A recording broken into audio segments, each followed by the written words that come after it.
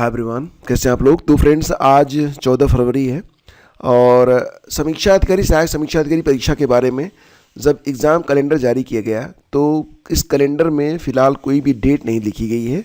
हाँ, कैलेंडर के आखिर में एक यहाँ पर टिप्पणी कर दी गई थी कि समीक्षा अधिकारी सहायक समीक्षा अधिकारी प्रारंभिक परीक्षा 2023 के लिए गठित समिति की रिपोर्ट प्राप्त हो जाने के पश्चात उक्त परीक्षा आरक्षित तिथियों में आयोजित की जाएगी। तो यहाँ पर जो आरक्षित तिथियाँ हैं अगर देखा जाए तो 27 अप्रैल, 4 मई, 11 मई, 1 जून और 15 जून। तो उम्मीद जताई जा रही थी कि ये जो डेट्स हैं इन्हीं डेट्स में किसी एक डेट पर आरओ की परीक्षा करवा ली जाएगी। लेकिन फ़िलहाल अगर वास्तविक स्थिति को देखा जाए तो अभी भी आरओ के बारे में कुछ भी यहाँ पर क्लियर नहीं है। मतलब 1 साल का समय बीत चुका है लेकिन अभी तक परीक्षा तिथि पर कोई भी निर्णय नहीं हो सका है। इसकी 2 मुख्य वजह हैं। पहली बात तो यह है कि नंबर ऑफ़ कैंडिडेट्स बहुत ज़्यादा है। 411 पदों पर लगभग 11 लाख के आसपास 10,76,004 अभ्यर्थियों ने आवेदन किए थे। तो संख्या एक तो बहुत ज़्यादा है। मतलब यूपीपीसीएस की परीक्षा जो 22 दिसंबर को हुई थी तो उसमें संख्या जो है वो लगभग 6 लाख के आसपास थी और परीक्षा में शामिल हुए थे लगभग 3.5-4 लाख के आसपास। तो उस लिहाज से देखा जाए तो इस बार आरओ में मतलब ये हुआ था ना कि पिछली बार जब परीक्षा हुई थी 11 फरवरी को, आपको याद होगा, तो बहुत बड़ी संख्या में 58 जिलों में कुल 2387 परीक्षा केंद्र बनाए गए थे। लेकिन उसके बावजूद जो पेपर लीक हुआ था उसके बाद ये एक कमेटी का गठन किया गया था और कमेटी लगभग 2 महीने पहले गठित हुई है। कमेटी का अभी तक कोई भी आंसर आया नहीं है कि कमेटी ने क्या नियमावली तय की है। हालांकि आयोग ने इसी बीच आरओ परीक्षा में कुछ बदलाव भी किए थे। यहाँ पर जो 2 शिफ्टों में परीक्षा होती थी, पहली परीक्षा जीएस की, दूसरी सामान्य हिंदी की, तो दोनों को एक ही शिफ्ट में कराने के बारे में यहाँ पर बात की गई थी कि एक शिफ्ट में और कई पालियों में, तो कई पालियों में परीक्षा कराने को लेकर अभ्यर्थियों ने बड़ा विरोध किया था। इसके बारे में आप जानते होंगे। तो इसके बाद एक कमेटी का गठन किया गया था और ये कहा गया था कि कमेटी की रिपोर्ट आ जाएगी, उसके बाद जो आरक्षित डेट्स हैं उस पर परीक्षा कराई जाएगी। इस बार अगर देखा जाए तो सम्मिलित राज्य प्रवर अधीनस्थ प्रारंभिक परीक्षा यानी कि यूपीपीसीएस 2025 की जो प्रारंभिक परीक्षा है ये भी 12 अक्टूबर को होने जा रही है। और कुछ और भी पद हैं जैसे कि प्रवक्ता, जीएससी प्रवक्ता के बारे में बात हो रही है यहाँ पर, राजकीय इंटर कॉलेज सहायक अध्यापक यानी कि LT ग्रेड, खंड शिक्षा अधिकारी और GDC गवर्नमेंट डिग्री कॉलेज में असिस्टेंट प्रोफेसर के लिए। तो यहाँ पर ना कुछ अभी काम बाकी हैं। जैसे कि अगर हम देखें यहाँ पर जो लेटेस्ट अपडेट है तो उसके मुताबिक फ़िलहाल तो अभी GIC प्रवक्ता के लिए और LT ग्रेड के लिए अभी अध्याचन ही प्राप्त नहीं हुई है। यानी कि जो अध्याचन मिले थे उन अध्याचनों पर विज्ञापन जारी नहीं किया जाएगा। अब जो पदों की संख्या है उसको फिर से उसको रिवाइज्ड किया जाएगा। इसके बाद अध्याचन यूपीपीएससी को भेजे जाएंगे। देन आफ्टर आपका जो ये विज्ञापन होगा जारी होगा। मैंने आप लोगों से पहले भी कहा था कि LT ग्रेड और GIC प्रवक्ता की जो भर्ती है ये कम से कम मई के बाद ही आएगी। तो वही संभावना अब भी यहाँ पर बन रही है कि आपको नया विज्ञापन मई जून में देखने को मिल सकता है। लेकिन एक बात तो तय है कि ये जो पद रिक्त हैं ये भरे अवश्य जाएंगे, तो निराश होने की ज़रूरत नहीं है। हाँ, समय यहाँ पर थोड़ा सा आपको लगेगा। अब आप कहेंगे कि समय तो बहुत ऑलरेडी लग चुका है, तो ठीक है, अब कोई क्या कर सकता है। जब यहाँ पर जब सरकारी मंशा होगी तभी तो विज्ञापन आएगा और हमारा काम तो बस यही है कि हम अपनी तैयारी को ठीक ठाक रखें ताकि जब भी वैकेंसी आए हम उसे प्राप्त कर सकें, उसमें अपना सिलेक्शन ले सकें। अदरवाइज वही कहानी होगी कि एक दिन तो उम्र भी बीत जाएगी और हमारे पास सिर्फ पश्चाताप रह जाएगा। तो कई बार जो लोग ये कहते हैं ना कि अगली बार देख लेंगे, तो अगली बार की तो स्थिति ना ही आने दो तो बेहतर है, क्योंकि इस बार की ही स्थिति इतनी जो है असंभावित है। अगली बार तो पता नहीं कब ये वैकेंसी आए। और जो लोग बीएड करना चाहते हैं तो संयुक्त बीएड प्रवेश परीक्षा के लिए आज रात 12 बजे से आवेदन जो है शुरू हो जाएंगे।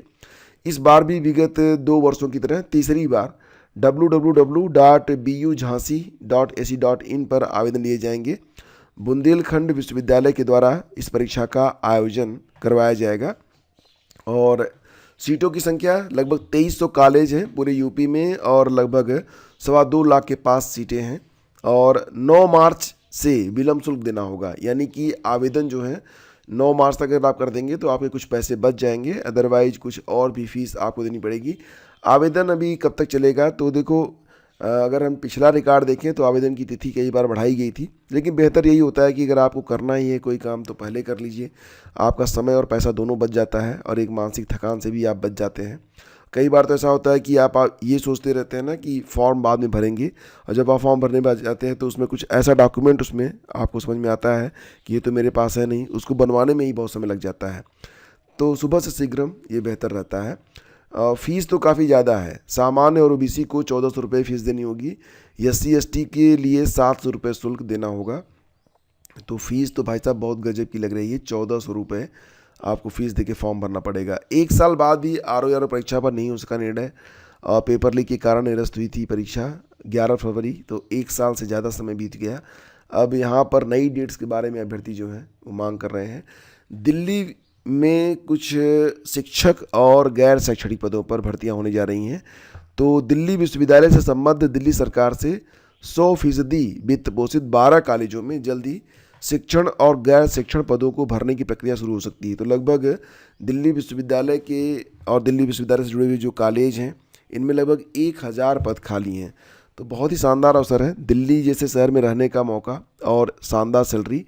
पद यहाँ पर होगा असिस्टेंट प्रोफेसर का, और कुछ एसोसिएट और प्रोफेसर के भी पद हो सकते हैं। एग्जैक्टली जो डेटा आएगा जब उसके बाद ही पता चलेगा, लेकिन 1000 पद सिर्फ शिक्षकों के लिए होंगे और कुछ पद यहाँ पर गैर शैक्षणिक पदों पर भी होंगे। तो फिलहाल अभी ये जो प्रक्रिया है इसको स्टार्ट करने के बारे में तैयारियाँ जो हैं वो शुरू कर दी गई हैं। और बीते दिनों दिल्ली विश्वविद्यालय शिक्षक संघ यानी कि डूटा के प्रतिनिधिमंडल ने कुलपति से मुलाकात की थी।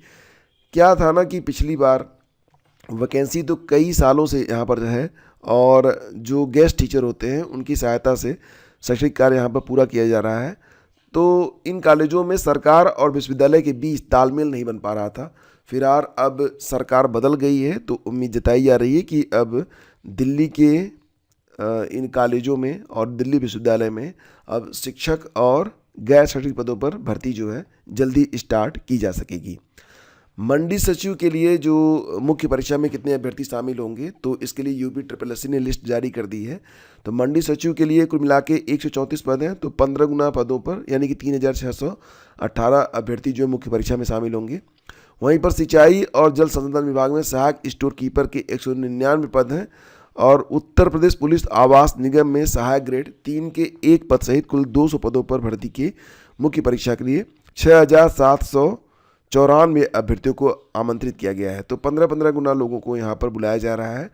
तो यहाँ पर आप देख सकते हैं मंडी सचिव के साथ साथ मंडी सचिव ग्रेड 3 के 134 पद हैं। तो वहाँ पर 3618 अभ्यर्थियों को घोषित किया गया है। सिंचाई और जल संसाधन विभाग में सहायक स्टोर कीपर के 199 और उत्तर प्रदेश पुलिस आवास निगम में सहायक ग्रेड 3 के 1 पद, अब एक ही पद है, सहित कुल 200 पदों पर भर्ती की मुख्य परीक्षा के लिए कुल 6794 अभ्यर्थियों को आवेदन मतलब मुख्य परीक्षा में इनको आमंत्रित किया गया है। अभी अपना जो शुल्क है उसको जमा करेंगे और अपना एडमिट कार्ड डाउनलोड कर लेंगे। तो कट ऑफ कितनी गई है आपको बता दें यहाँ पर कि जो मंडी परिषद में सचिव ग्रेड 3 की मुख्य परीक्षा के लिए आरक्षित श्रेणी के अभ्यर्थियों की कट ऑफ ये 53.02 अंक है, और अनुसूचित और जाति की कितनी है 47.47 अंक है। अनुसूचित जनजाति की है 37.88 अंक, और अन्य पिछड़ा वर्ग और आर्थिक रूप से कमजोर श्रेणी के अभ्यर्थियों की जो कट ऑफ है 53.02 है। तो यहाँ पर अनारक्षित वर्ग की जो कट ऑफ है 53.2 है, मतलब जनरल OBC और EWS की कट ऑफ सेम गई है। बाकी कट ऑफ आप देख रहे हैं यहाँ पर, तो कट ऑफ तो काफ़ी हाई जाएगी क्योंकि सीटें कम हैं। और अगर आपके पास 4 व्हीलर है ना, तो ये थोड़ा सा याद रखना कि अपना फास्टैग रिचार्ज करके रखो। अदरवाइज 17 फरवरी से क्या होगा कि अगर आप टोल प्लाजा पर पहुंचते हैं, जब टोल टैक्स आपका कटना होता है लास्ट टाइम में, अगर आप रिचार्ज करते हैं तो 2 गुना कटेगा। तो अब नियम जो है बदल रहे हैं 17 फरवरी से। तो मतलब कि जो आपका रिचार्ज वाला अकाउंट है जहाँ से पैसा कटता है उसमें से पैसे डाल के रखो, अदरवाइज यहाँ पर समय आपका ज़ाया होगा और पैसे भी आपके ज़्यादा लगेंगे। तो कैसे चेक कर सकते हैं स्टेटस, तो NPCI के पोर्टल www.npci.org.in पर लॉगिन करके आप देख सकते हैं कि फास्टैग चल रहा है, डीएक्टिवेट है या फिर ब्लॉक है। तो और टोल प्लाजा पर पहुंचने से 60 मिनट पहले अपने फास्टैग खाते में पर्याप्त बैलेंस रखें। ब्लैक लिस्टिंग से बचने के लिए KYC को अपडेट करें। तो कई सारे नियम जो है बदल रहे हैं। तो आज के अखबारों में यही सारी सूचनाएं हैं। हम मिलते हैं आपसे अगले वीडियो में। जो लोग यूपी HESC असिस्टेंट प्रोफेसर, साथ ही साथ LT ग्रेड GIC प्रवक्ता और BPSC TRE 4 और RO की तैयारी कर रहे हैं, उनके लिए प्रतिदिन यहाँ पर बूस्टर डोज उपलब्ध हैं। तो ज़रूर अटेम्प्ट किया करें। यहाँ पर आपको बहुत सारे इंपॉर्टेंट क्वेश्चंस, करंट अफेयर के ऐसे प्रश्न जो कि पूरे साल से लिए जाते हैं और लेटेस्ट करंट अफेयर भी, और कुछ ऐसे प्रश्न जो कि हाल ही की परीक्षाओं में पूछे गए होते हैं, सबको शामिल करके 15-20 मिनट का एक ऐसा बूस्टर यहाँ पर तैयार किया जाता है जो कि बहुत ही हेल्पफुल रहता है। तो बने रहिए हमारे साथ। हम शीघ्र मिलते हैं आपसे एक नए वीडियो में। Thank you. Please do like and share.